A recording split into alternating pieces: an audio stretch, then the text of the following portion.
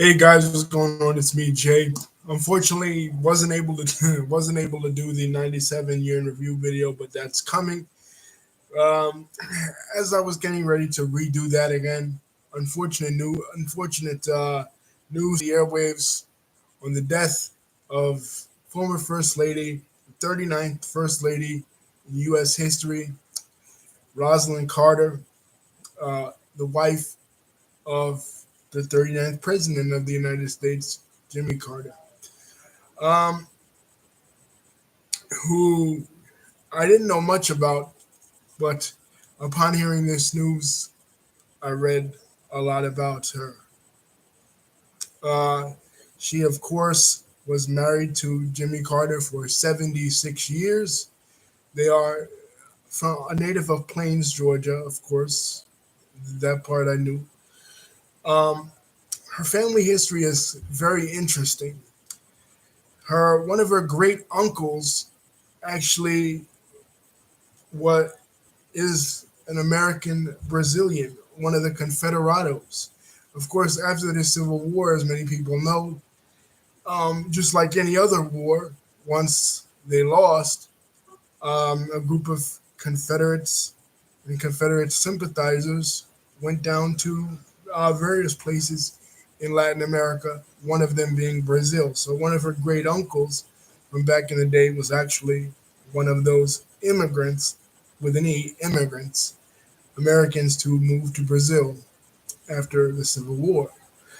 But for her herself, that means that she really had her southern bona fides, if you will. But for her herself, she met Jimmy Carter in the 40s, and she talks about when they first met in her memoir, A Lady from the Plains. And she was with him as he was governor of Georgia, and then later in 1976 when he became the president of the United States, and in 1977, along with former First Ladies Lady Bird Johnson and Betty Ford, the two that preceded her, not counting Pat Nixon, the two that were liberal enough to advocate for the infamous Equal Rights Amendment, an amendment that was going to give equal rights to women, a famous amendment that was shot down by a female advocate herself, Phyllis Schlafly. For those that don't know, look that up. That's one of President Carter's political blunders, if you will. But anyway, her herself, she became the second First Lady in American history to address Congress after Eleanor Roosevelt. And every First Lady has a particular thing that they do that is considered, I guess, a pet project, if you will, or some sort of goal or objective, some sort of um, thing that they want to work on. Like, for example, Michelle Obama, she was involved with weight loss. Melania Trump, she was involved with anti anti-bullying. Hillary Clinton was involved with healthcare. Laura Bush was involved with literacy. Well, for Rosalynn Carter, she was with advocacy for the mental health, the mentally ill at that time. And for her whole life, she pushed through legislation that will help to equalize the lives of mentally ill people, people that struggle with mental illness and advocate for mental illness for years. Even in 2010, as late as 2010, she was working with then First Lady Michelle Obama in trying to fighting against the stigma of mentally ill people as dangerous people, basically trying to humanize those that struggle with mental illness, which is something that, of course, we advocate for a lot on this channel. We talk a lot about mental illness. We talk a lot about struggles with depression, struggles with mental health. So that's one of the things that she was involved with, as well as being tirelessly involved with the Special Olympics. One of the Uh,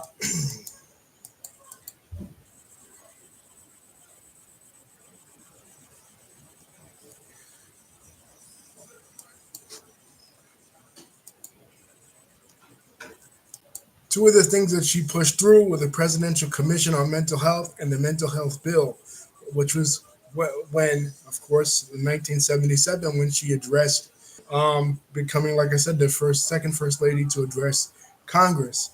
Um, One of the things that was unique about her when she entered into the White House in 1976 was that she said that she was not going to be a traditional first lady, that she was going to be an a traditional first lady, meaning that she was not going to be like, for example, her predecessor, um, Pat Nixon.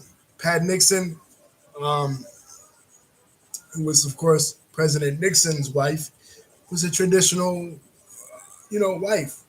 Rosalynn Carter set out to be a wife, sort of proactive in a sense, because this was the 70s. And like I said, the Equal Rights Amendment, it was the decade of Roe v. Wade. This was the decade of bra burning. This was the decade, we've talked about it a lot on this channel, of like, for example, the Suzanne Summers video.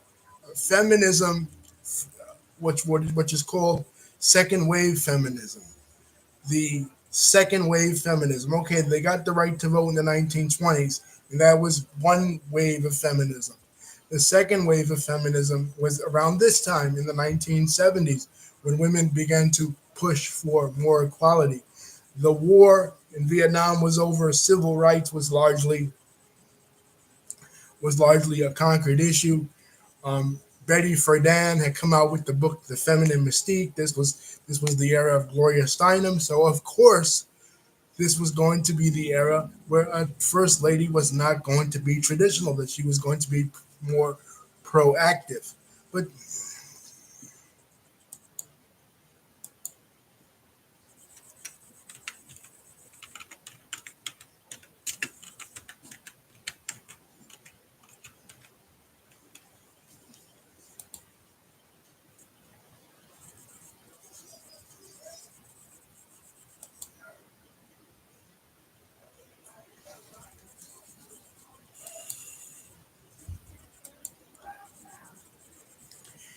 so she was really, in a sense, even though she was like traditional, she was portrayed as dainty, really feminine.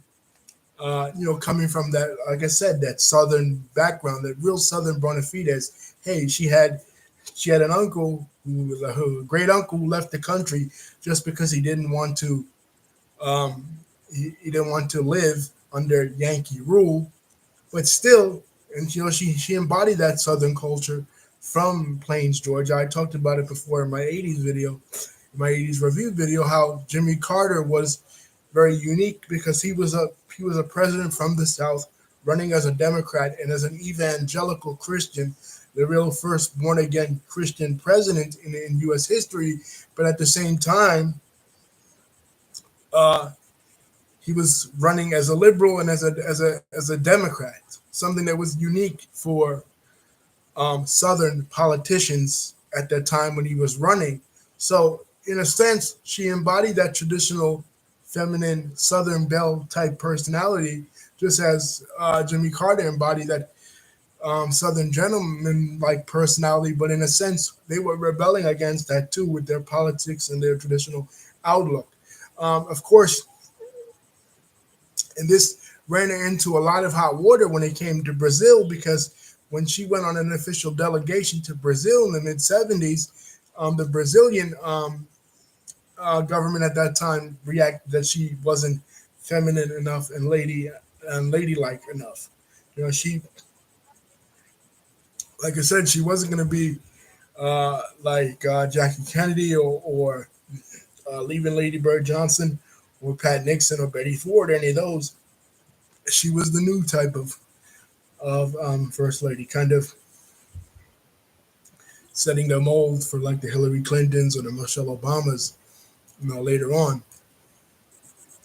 Not so much for the Nancy Reagan, who kind of went back to the traditional conservative type. But yeah, She did the whole Christmas thing that traditionally first ladies do.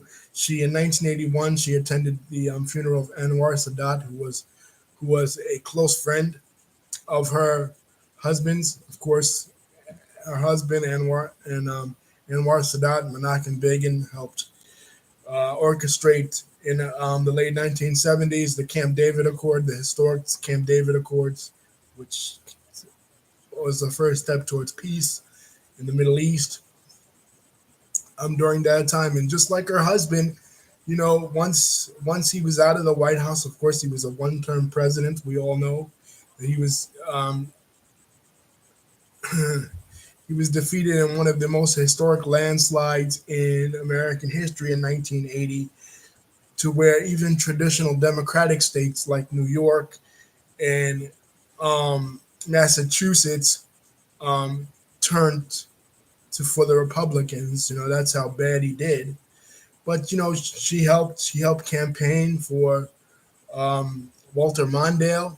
But she was, in 1984, she was critical of the fact that Walter Mondale chose a female running mate in Geraldine Ferraro in '84, because she felt that the country was not ready for it, and that she was right, because they helped reelect Ronald Reagan again in '84, and she felt that the most important thing was defeating Ronald Reagan and getting his horrible economic and social policies out of the White House. So she felt like the country really was, even though she was a feminist, she felt like the country really wasn't ready for a female vice president at that time. And she's right. I mean, we have one now, with Kamala Harris, but in a sense, uh, you know, her word proved to be prophetic. But just like her husband, I think, working with the Carter Foundation, I think the true legacy of Jimmy and Rosalynn Carter, it was the work that they did outside of when they were president and first lady. Even though he only had that one term, still he Habitat for Humanity, the stuff he's done as a global ambassador for peace, and just being one of the longest living presidents in history, and them being together for so long, and you know maintaining uh, that solidarity. Anyway, rest in peace to First Lady Rosalynn Carter. Hopefully, they will have a state funeral for her, like they did for Nancy Reagan when she passed away in 2016. Don't forget to comment, like, and subscribe. Hit the bell button to see when my next video is coming out. Love you guys, and I will be doing the 1997 year in review video. I just got sidetracked. I know that's something that's I've been wanting to do for the longest, because 1997 was truly a year in professional wrestling history that I love. Peace. Mm-hmm.